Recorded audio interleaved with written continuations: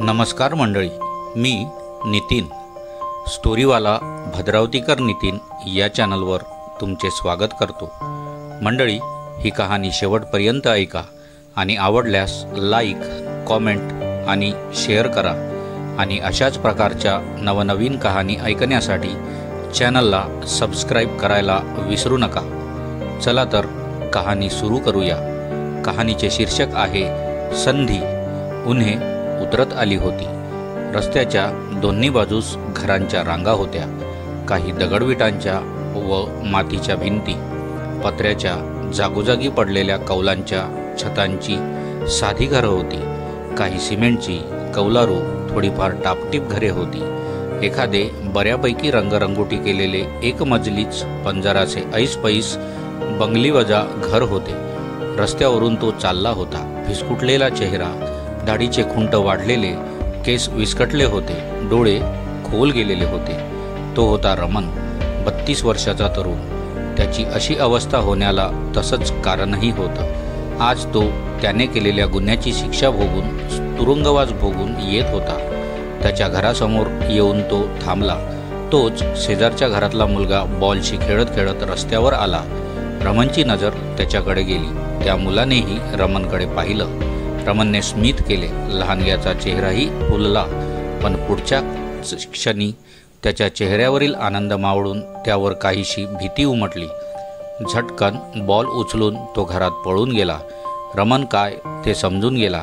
खिन्न चेहऱ्याने तो आपल्या घराकडे वळणार तोच त्याला पाठीमागून हाक आली। त्याने पाहिलं तर त्याच्या घराच्या समोरच असलेल्या त्या एकमजली बंगल्याच्या पोर्चमध्ये एक गृहस्थ हसऱ्या चेहऱ्याने उभे होते। ते अर्थात रमनचे शेजारीच होते, श्री मेढेकर। त्यांनी रमनची आस्थेने विचारपूस केली। त्याला बरं वाटलं, जरा आश्चर्यही वाटलं। आता आपल्याला ओळखणाऱ्यांपैकी अगदी कुणीच चांगली वागणूक देणार नाही असं त्याला वाटलं होतं। मेढेकरांशी 2 शब्द बोलून तो घराकडे गेला।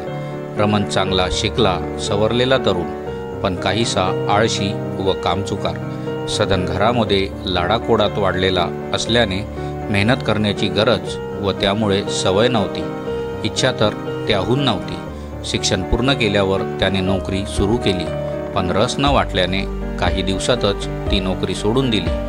पुढेही बऱ्याच वेळा बऱ्याच ठिकाणी नोकऱ्या करून काही महिन्यात सोडून दिल्या। एकटा असताना ठीक होतं। पुढे लग्न झालं। पत्नीही चांगल्या पगाराच्या खाजगी नोकरीत होती।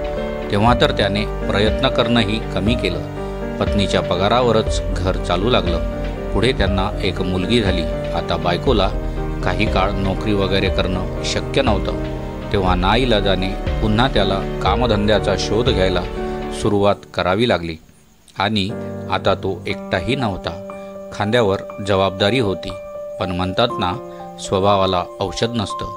पुन्हा आधीसारखी नोकरी धरून काही दिवसात सोडून देणं सुरू झालं। बायकोने विचारल्यावर कामांच्या मानाने पगार मिळत नाही अशी काहीतरी सबब सांगायचा, पण तिला रमनचा स्वभाव चांगलाच ठाऊक होता। तिनं अनेक वार रमनला समजावून सांगण्याचा प्रयत्न केला, पण त्याच्यात काही फरक पडला नाही। मग वारंवार त्यांच्यात भांडणं होऊ लागली। रमनला फारशी मेहनत न करता पैसे कमवावेसे वाटत होते। एकदा त्याला चांगलंच ओळखून असणारा त्याचा एक मित्र त्याला एका व्यक्तीकडे घेऊन गेला। त्या व्यक्तीनं रमनवर एक कामगिरी सोपवली। कसली तरी बेकायदेशीर कागदपत्र पोहोचविण्याचं काम होतं। रमनला ते फारसं पटत नव्हतं खरं, मात्र मोबदल्यात मिळणारी रक्कम समजताच तो तयार झाला। चांगलं, वाईट, कायदेशीर, बेकायदेशीर या केवळ माणसाच्या मनातील कल्पना आहेत। झटपट पैसे कमवायचे तर काहीही करावं लागतं, अशी रमनने स्वतःची समजूत घातली। त्याने काम हाती घेतलं खरं, पण ते पूर्ण होण्याआधीच त्याला पोलिसांनी पकडलं। त्याच्यावर गुन्हा सिद्ध झाला व त्याला जेलमध्ये जावं लागलं। त्याच्या बायकोला तर धक्काच बसला। तिचे आईवडील तिला व बाळाला आपल्या घरी घेऊन गेले। तुरुंगातील एक एक दिवस रमनसाठी असह्य होता। त्यात पत्नी बाळ घेऊन त्याला सोडून गेल्यावर तर त्याच्या दुःखात अजूनच भर पडली। मग मात्र इथून बाहेर पडल्यावर प्रामाणिकपणे पडेल ते काम करून मेहनत करून अभिमानाने समाधानी आयुष्य जगायचं असा त्याने मनाची निश्चय करून टाकला. बरेच दिवस रिकामं असल्याने घरात खूप धूळ जाळी जळमट झाली होती. तो उर्वरित दिवस घराची साफसफाई इत्यादीमध्येच गेला. रात्री 8:15ला थकून भागून तो TV पाहायला बसला होता. अजून जेवण बनवायचं बाकी होतं. इतक्यात दारावरची बेल वाजली.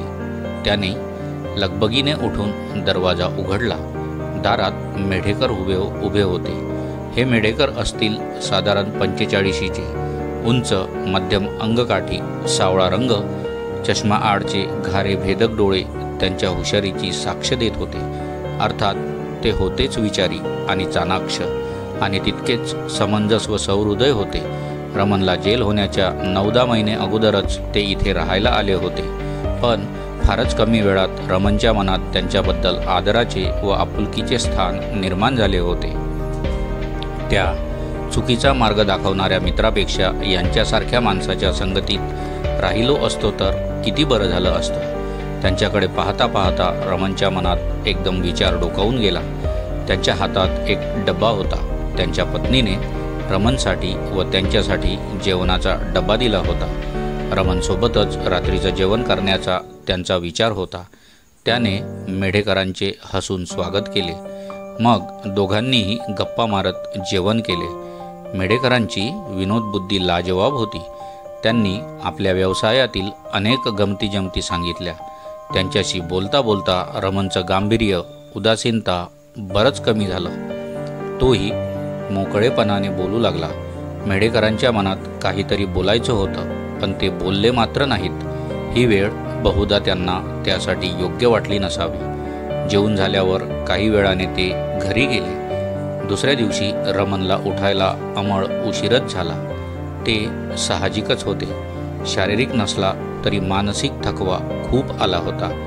काल रात्री बऱ्याच दिवसांनंतर त्याला समाधानाची विश्रांती मिळाली होती. पटापट शेव करून आंघोळ करून तो तयार झाला.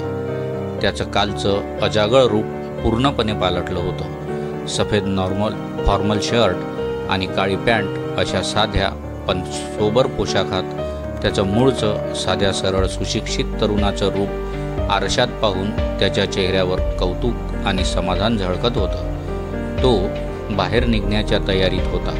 तोच सौ मेढेकर टिफिन घेऊन आल्या. त्यांनी रमनची प्रेमाने विचारपूस केली. त्यावरून त्यांना देखील रमनबद्दल घृणा तिरस्कार वगैरे बिलकुल वाटला नव्हता हे स्पष्टच होतं. रमन मनोमन सुखावला. तशा सौ मेढेकर ही समजूतदार व प्रेमळ स्वभावाच्या होत्या. नाश्ता उरकून रमन जो घराबाहेर पडला तो थेट रात्री 8:30-9च्या सुमारास घरी परतला. तेव्हा तो खूप थकलेला तर होताच, मात्र त्यापेक्षाही अधिक दुःखी, चिंतित आणि निराश झालेला दिसत होता. तिसऱ्या दिवशी संध्याकाळच्या वेळी रमन असा घराबाहेर असतानाच त्याला मेढेकरांचा फोन आला. त्यांनी रमनला घरी बोलावलं होतं. खरं तर इतक्यात रमनला घरी जायचं नव्हतं, पण त्याला मेढेकरांचं मन मोडणं पटलं नाही. शिवाय नक्की काय काम असावं अशी एक उत्सुकताही मनात निर्माण झाली होतीच. त्यामुळे लगोलग त्याने परतीचा रस्ता धरला. मेढेकरांच्या घरात हॉलमधील सोफ्यावर मेढेकर बसले होते. शेजारील कोचवर रमन बसला होता. नुकतंच त्यांचं जेवण उरकलं होतं. आता दोघेही आरामात गप्पा मारत बसले होते. नेहमीप्रमाणे हास्य विनोद सुरू होते.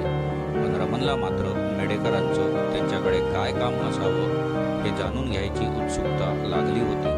थोडा वेळ इकडचं तिकडचं बोलून मेढेकर मूळ मुद्द्यावर आले. रमन, तू नोकरी शोधायला सुरुवात केली असेल ना? हो, काल आणि आज दिवसभर ठिकठिकाणी काहीतरी कामधंदा पाहण्यासाठी भटकत होतो. पण मनासारखी नोकरी हे मिळाली नाही का? अहो, आता कसली मनासारखी नोकरी आणि कसलं काय? फक्त जरा बऱ्यापैकी पगाराची आणि कोणतंही साधं सरळ इज्जतीचं काम असलेली नोकरी मिळावी एवढीच माफक अपेक्षा आहे. पण तीही पूर्ण होणं अवघड दिसत आहे. अर्थात माझ्यासारख्या एका मोठ्या गुन्ह्याबद्दल तुरुंगात जाऊन आलेल्या माणसावर विश्वास ठेवून कोण नोकरी देणार म्हणा, साहजिकच आहे, रमन खिन्नतेने म्हणाला. रमन, म्हणजे तू झटपट पैसे कमवण्यासाठी एक अत्यंत चुकीचा बेकायदेशीर मार्ग अवलंबला होतास याची तुला जाणीव झाली तर? अगदी हळुवारपणे विचारपूर्वक एक एक शब्द उच्चारित मेढेकर बोलत होते. हो हो, अर्थात, रमन चटकन उतरला. मग पुन्हा त्या मार्गाने तू जाणार नाहीस याची तुला खात्री आहे का? त्याच्या अंतर्मनाचा अंदाज घेण्याचा प्रयत्न करत मेढेकरांनी विचारलं. हो आहे, रमन लगेचच निश्चयी सुरात उद्गारला. ते मान डोलावून पुढे म्हणाले. रमन, राग मानू नकोस, पण तू थोडासा कामधंदा करण्याच्या मेहनतीच्या बाबतीत आळस करणारा होतास. खरं तर होतास हा शब्द मेढेकरांनी जाणून बुजूनच वापरला होता.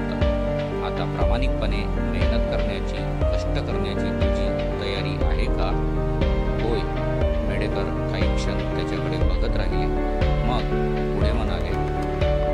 माझ्या ऑफिसमध्ये सध्या क्लार्कची जागा मोकळी आहे. मी माझ्या वरिष्ठांशी तुझ्याबद्दल बोललो आहे.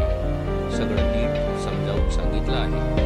इच्छा असेल तर परवा त्यांनी इंटरव्ह्यूसाठी यायला सांगितलं आहे. रमनला क्षणभर काय बोलावं तेच सुचेना. स्वतःला सावरून तो म्हणाला, हो, ऑफकोर्स, माझी तयारी आहे. थँक्यू. मेढेकरांनी त्यावर केवळ स्मित केलं. थोड्या वेळानंतर तो आपल्या घरी निघून गेला. मेढेकर शांतपणे त्याच्या पाठमोऱ्या आकृतीकडे बघत होते.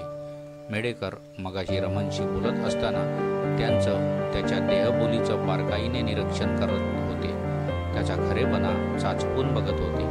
त्यांना लक्षात आलं की रमन जे काही बोलतोय ते सगळं मनापासून जेन्युअनली बोलतोय. रमनला आपल्या कृत्याचा खरोखरच पश्चाताप झाला आहे. प्रामाणिकपणे कष्ट करून, मेहनत करून पुढचं आयुष्य सरळ मार्गाने जगण्याची त्याची मनापासून इच्छा आहे आणि पूर्णपणे तयारी आहे. त्याला आता गरज होती ती फक्त एका संधीची, आणि ती त्याला मिळवून देण्यासाठी मेढेकरांनी जमेल तसा प्रयत्न केला होता. रमन या संधीचं सोनं करेल याबाबत मेढेकरांना खात्री होती. पण या उलट सद्य परिस्थितीत रमनला अशी एकच संधी मिळाली नसती तर? रमनला त्याच्या कृत्याचा पश्चाताप झाला होता. पुन्हा त्या वाटेने जायचं नाही असं त्याने ठरवलं होतं.